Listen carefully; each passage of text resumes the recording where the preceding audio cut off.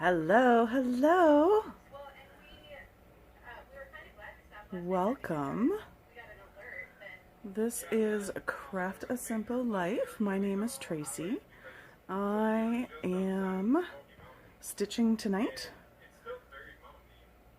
Trying to work out some kinks with the live streaming and knowing how to do it and all that fun stuff. But I'm getting it, I think, I hope. So please bear with me, but hopefully things are going to go much better than they did last time.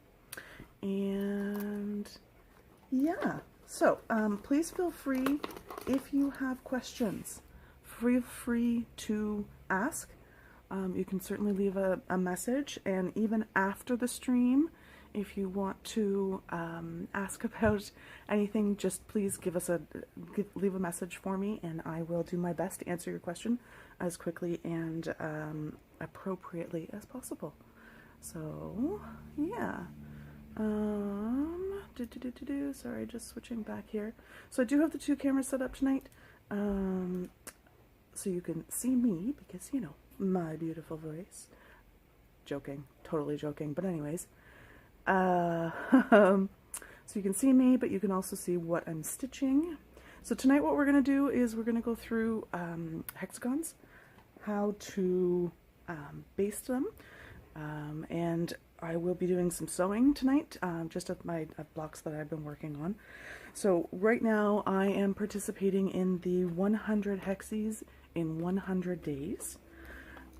So every day we are creating, those of us who are doing the challenge are creating one basted hexagon. And I currently am working on a previous project just to fill it out a little bit. So I've got 3 different colors of hexagons that I've been working on. These white ones were previously made, but all of these plastic ones have been made in the week. That one, oh, and those ones aren't plastic, but they were done this week. And then all of these guys were done this past week. So today is, I can't even think what today is. Today's the 5th, so I should be on my fifth hexagon, and I am at 1, 2, 3, 4, 5, 6, 7, 8, 9, 10, 11, 12, 13, 14, 15, 16. So I'm at 17. So, hi. Well, this is Dudley, for anybody who doesn't know. I apologize to anybody who happens to have a reactive dog or reactive animal. I know what that's like. He's one of them. So he does like to, he likes to say random things and yell at things and just generally be annoying. Okay, are you done? I think it's time for bed. Hi. Okay, come on. Go under. Go back. Okay, so if you are new to hexagons, there are a number of ways to actually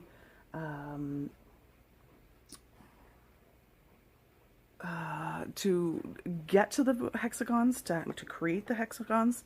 Some of the easier ways is pre-purchased templates. Now, the first thing I'm going to start off by saying is, how do you measure your hexagons? So let's switch this over here so that you can see this a little bit better. So this is a hexagon pre-made that I did. When you are measuring hexagons, so when you are purchasing hexagons online, the size should be based on how long one flat side is. So, for example, this is a 1-inch hexagon. It is 1 inch from here to here, and then all the way around.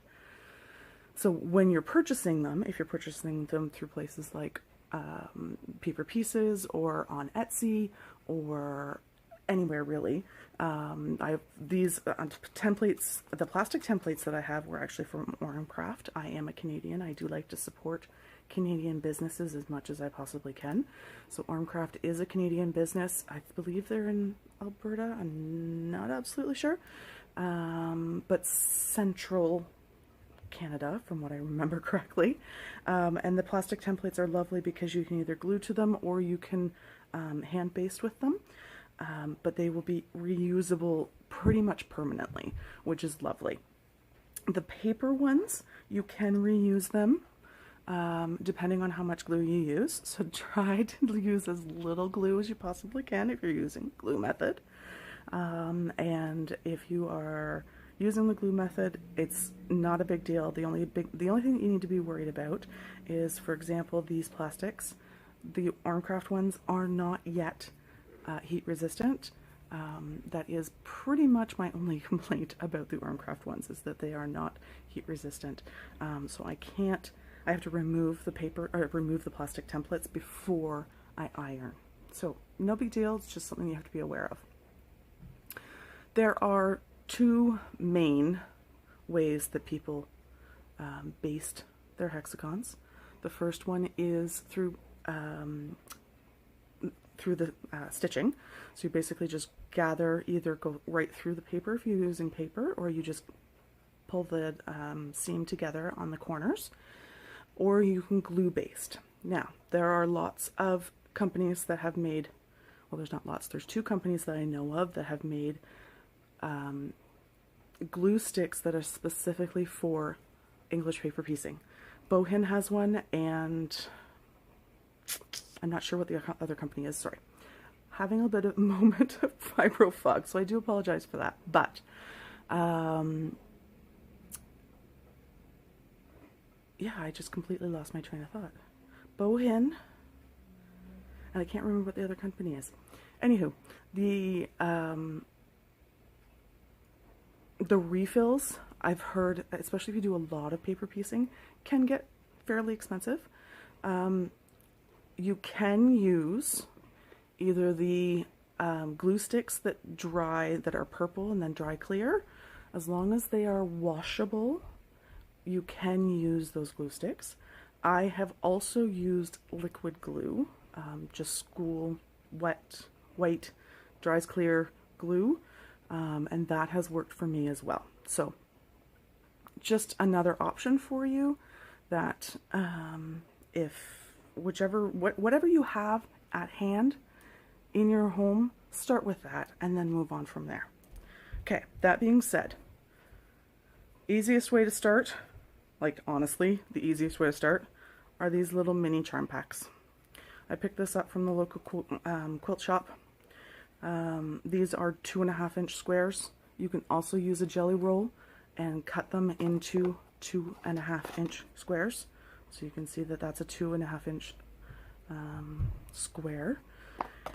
The other thing that you can use are templates. Now, templates are wonderful. These are from So Easy, these templates, and they are just clear plastic templates that tell you what your inside is, and then they give you a seam allowance. So you can actually put these directly on your fabric and then cut around them if you like to cut off your edges, in order to get the exact image inside the center of the hexagon that you'd like to. So that's another way that you can do them fairly easily, fairly quickly, and then also in multiple different sizes. The So Easy kit actually comes, I think there's 8 of them in 8 different sizes, so you can make whatever, theoretically, whatever size that you'd like to. So that's kind of fun. The other thing that is nice and easy are the 5 inch charm packs. So that's the 5 inch charm packs. So literally all you're going to do is cut them into 4, and then you've got 4 squares ready to go to put around your template. So this is just a plain plastic template. That's what I do. So there's a few other things that you need to get going. Not much though. If you're doing thread basting, you need some just cheapy thread, thin thread, stuff that might break. No big deal. use that up in your basting. I've been using, I got pre-round bobbins. I've been using those as my basting, and then I use a 100% cotton 50 weight, I believe it is right here. I think it's a Coats and Clark 50 weight. Aurifil's lovely. You can use polyester as long as you're aware that it, you know, it is polyester, so it can't go into microwave. Don't put it in the microwave. Other than that, you should be good, and it will last quite some time. Okay, so I have some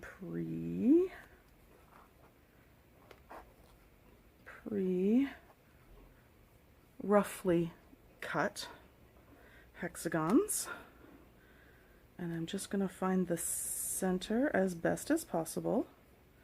And what I usually do is I take, if I've cut it just slightly too small, I'll fold over the small side, and then I leave that for last. And then, oh, I've lost my pin. Oh dear. The little clippies. Oh, there it is. It went missing. Sorry. So, I am just going to fold this over. Where are we here? Making sure you guys can see it. Fold it over. Fold it over. And the 100 Hexi 100 Day Challenge is not run by me. It is run by So Foxy Mama. I think that's what her name is. And you can check her out on her Instagram. I also have an Instagram page. Don't post there all that often, but I am also fairly regularly in the Facebook group for the 100 Hexi Challenge as well. Okay, so this, I like using knots in mine. I know there are definitely people that don't like to put the knots in it. I do. Otherwise I pull it all the way through and then I get frustrated with myself. So I'm just going to start by pulling it through along that fold. And so this is flat. Fold this part over and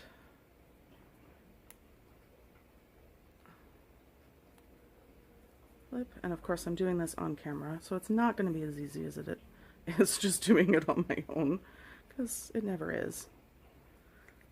And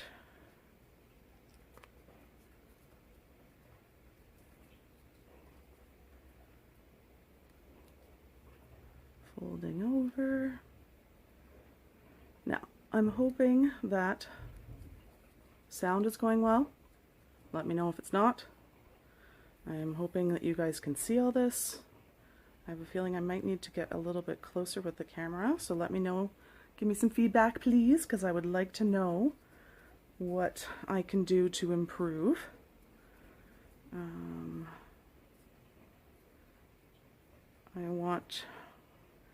I like doing these because it's nice to be able to connect with people. I do have fibromyalgia, so it is hard for me to get out.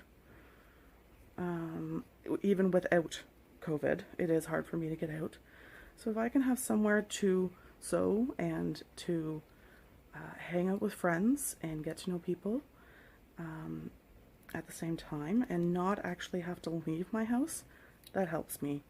It means that I don't have to worry so much about how tired I'm going to be at the end and how long it might take me to get home and all of that fun stuff. So that's why I like doing this, and that's why I'm doing the lives versus just tutorial videos, because I think there's lots of people out there doing tutorial videos, not as many of us doing lives, certainly for English paper piecing. It is kind of boring. I'll give you that. Just to sit there and watch me doing English paper piecing, not so fun. But when you're doing it with us, when you're doing it along with someone, it's a heck of a lot more fun. There's another YouTube channel that I like to watch. because it's more of a community than anything else, than a tutorial or anything. And that's the Mom and Pop Quilt Shop. And they are also Canadian, which is lovely. And they do live streams on Saturdays, so I will be joining tomorrow on Saturday with the Mom and Pop Quilt Shop. And they are doing an English paper piecing project as well. I think they're working on some of it, but their project that they're working on is by Hexadoodle Quilts, I think it's called. I think she's called, I think. So on this last one, this last corner, I'm going to do a double. I'm going to leave a little bit of a tail.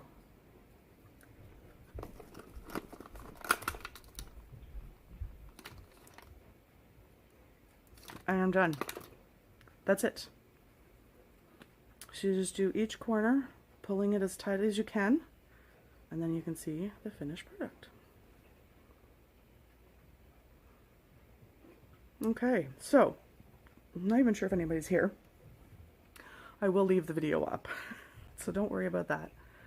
Looks like somebody might be here. So hello, welcome, thank you for coming along. I am very happy to see you. And hey, you, can you stop? No yelling. Yeah, no yelling.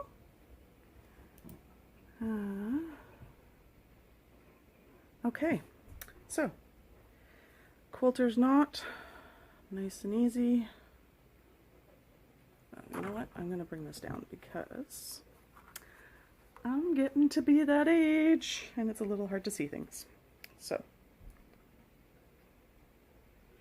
let's do, my fingers also don't like to work. 1, 2, 3, 4, 5. You hold that in between your two fingers and then just pull it all the way through and then pull it tight. And that's your quilting knot. Quilter's knot. Great for your bindings as well as EPP, all the fun stuff. Okay. And hi, buddy. I'll let you guys say hello.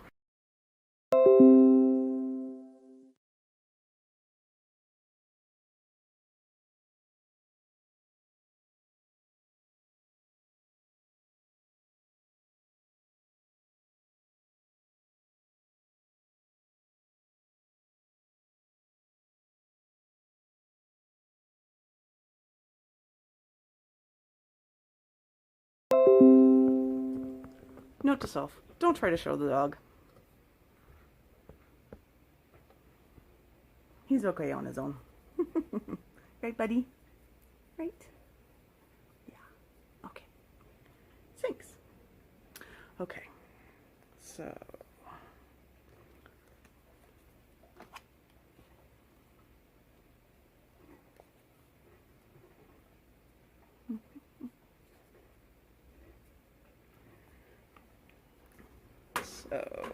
I just do rough cuts. A lot of people that use hexagons in their projects actually don't use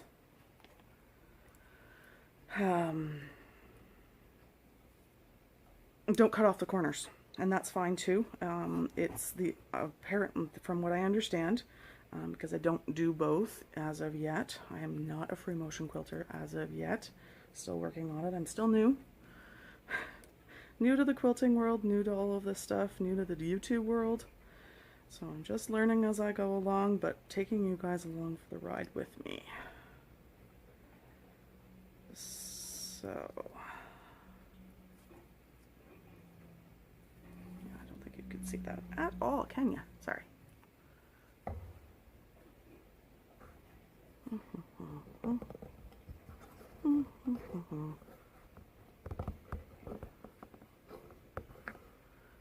There we go, I think that's better.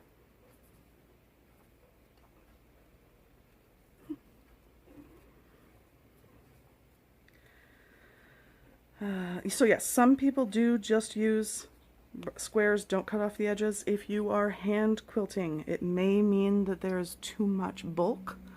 But if you are machine quilting, free motion quilting, you should be fine. Or if you're sending it off to someone to do on a long arm, certainly that would be, leaving the extra fabric is not going to be as much of an issue. So just keep that in mind, that if you are thinking that you're going to hand quilt this as well as stitch it, that you want to take out as much of the bulk as you possibly can. I'm still not sure, and I'm a little OCD, so I'm still cutting off my edges at this point. When I get a little bit more prolific, I have a feeling that I will stop cutting off the edges quite so often, so much, just to make things a little easier on myself. Another must-have is your thimbles. I do have 2 thimbles with me tonight. This plastic one is, I believe, a Dritz. It comes in different sizes. The purple part is not a thimble. Unfortunately, I found that out the hard way. It does not go well. I can't do this, apparently. It's all backwards. So yeah, the purple part is not a thimble. You have to be careful. You will put your needle through it, and it will poke you. It will make you bleed. Because, you know, ask me how I know. Anyway, so that is something you need to keep in mind. The other type that I use that I love is the leather ones. The one that I have is a clover. Also has different sizes, which you will realize very quickly that your fingers are different sizes and need different size thimbles. So that's something that you do realize fairly quickly. The other type of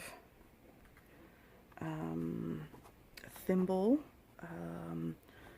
which really isn't a thimble, that a lot of the EPPers use, is almost like a second skin, or they're little pads that you stick on the areas that you see and get pressure. So I did a particularly long session last weekend. I was getting to the point with this block over here, actually, that I was starting to create a callus and create a bit of an issue on the outside of my pinky because of how I was pulling the thread through. So I was actually causing myself some pain, so I had to stop that day. But something like a new skin or a liquid band-aid, or those little finger cots will work for that as well. So just that's something to keep in mind if you are having issues. So you can see that this is a little bit narrower than the other side, which is why I start with the small side first and do my best to get all 3 layers of the fabric into one go. And because that's so thin, I'm going to do 2. Not really any rhyme or reason, just what I felt like doing. That's the really nice thing about English paper piecing and quilting and just things in general, the quilting world in general. There's no quilting police, thank goodness. And there really is no somebody wants to play. There really is no reason to not enjoy what you're doing. If you don't enjoy what you're doing, try something else. Try it a different way. Try, you know, you don't like log cabins? Okay, we'll try a pineapple block. No big deal. You don't like the look, you don't like the way it comes together? Try something different. It's my opinion on hair too. If you don't like your hair, it's just hair. Cut it. Try again. Oh, hello. Somebody has decided it's Friday night and it's time to party. Okay, so I did that one twice again, and I am just going to snip.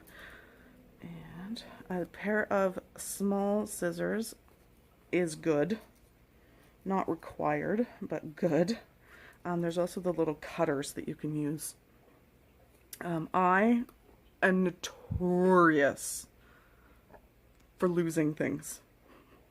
Like, notorious. I will lose... I would have lost my head by now if it wasn't attached. So I attach things as often as I can. So this is just a carabiner from work, or from my old work.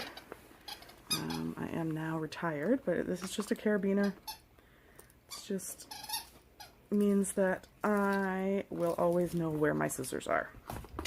So from a fibromyalgia, fibro brain farting person, make it easy on yourself. Use the tools that make it easy for you to do things. The less strain you put on your body, the more quilting you can do. So that's the fun part. And okay.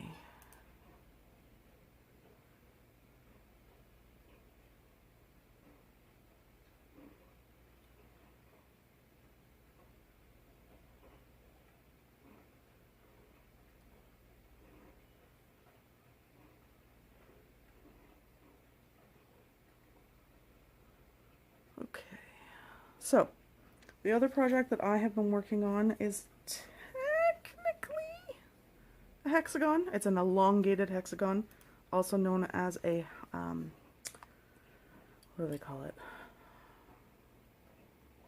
Oh my gosh.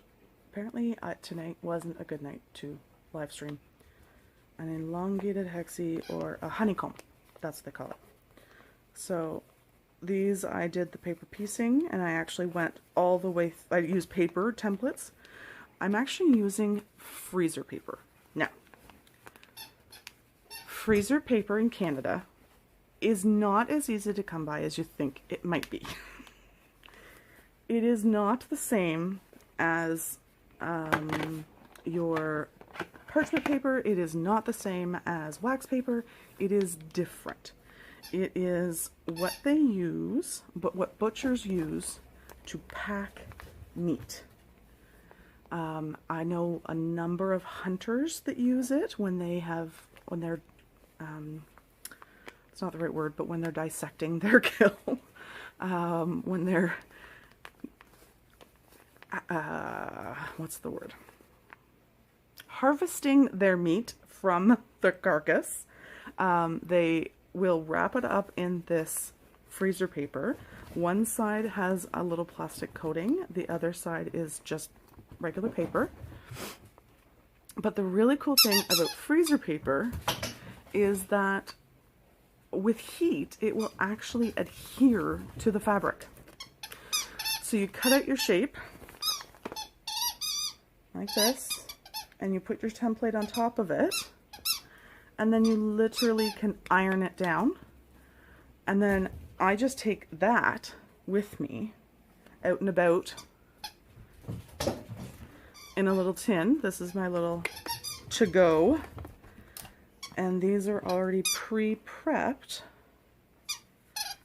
for my project, for my next block. And that is actually attached. So that works very nicely, and if you're finding that it's not thick enough, you can actually adhere 2 pages together and then put it on your fabric to make it a little bit thicker if you like it thicker than that. I apologize for the squeaky toy. I know it's going to be annoying in the background, but we gotta do what we gotta do, huh?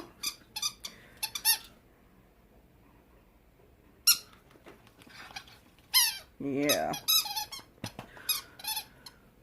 So, if anybody has any questions, like I said, please feel free to ask in the comments. I will do my best to answer any questions. I am fairly new at EPP, at quilting. I call myself a Corona quilter. I have always wanted to quilt. I have always been a sewer. I worked in a dance costuming shop. I've done lots of sewing. My kids are dancers. I even had to sew one young lady into her costume, which was a little interesting because, you know, then she had to cut herself out again. But it was either that or she wasn't going to make it on stage in time. So we did what we had to do. But yeah, so I appreciate you being here. Thank you so much. I appreciate your likes, your subscribes, and I hope you have a wonderful Friday evening. I may come back on again on Sunday. I'm hoping to come back on again on Sunday afternoon, probably around 1 p.m. Eastern Standard Time, and I may do a bit longer of a stream just to get some actual stitching done. But I just wanted to do a little mini tutorial tonight for anyone that was struggling a little bit or finding it a little bit harder than they originally thought, especially with this 100 Hexagon challenge. I didn't want anybody to be left behind way at the beginning. Day 5, you've got lots of time. You can catch up. No big deal. So, thank you so much for watching. Welcome to Craft a Simple Life. We will be doing lots of things on this channel. We'll be doing some animal training probably. Somebody needs it more than others. We will be doing some quilting. We will be doing EPP a lot probably. And I'm also a beginner minimalist. I'm working on getting rid of lots of things in my home. So I'll be going through some of that probably as well.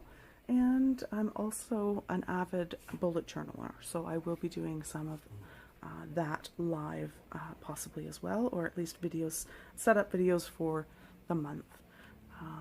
So yeah, so if you have any questions, please feel free to reach out, and I hope you have a wonderful, wonderful day and a wonderful weekend, and we'll see you next time. Bye-bye.